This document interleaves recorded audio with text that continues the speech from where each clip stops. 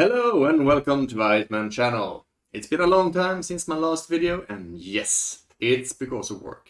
You know how it is. Regretfully, that means I haven't had time to do any RFID hacking or the Proxmox free project, so yeah, I'm sorry. With that said, in today's video, I'd like to share something that I got on the mail.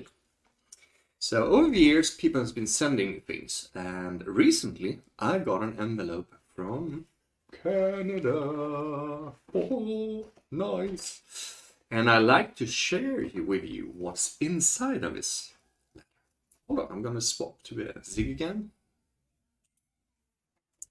And let's see if we can get focus as well. Yeah, we do. We managed to get that. Excellent. So, what is it? I've already opened this one, of course.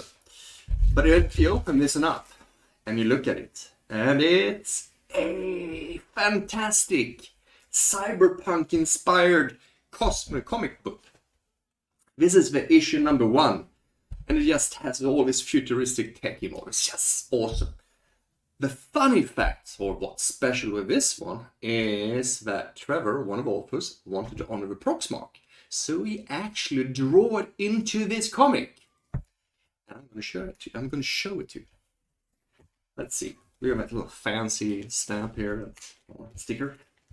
It's just amazing thing. Look at this. Look at this. I don't know why. Look at that. There's also signed by all the authors here. So yeah, I advanced myself. Yeah, I met these guys at DEFCON, so yeah, it's impressive. Anyway, let's get into this one. It has all this nice futuristic tech, you know, like I said before. And let's see if I find the page. Let me see. Here we go. Here you go. Hands free, invisible, built into the cybernetic implant in the arms. The Proxmox 5. Huh?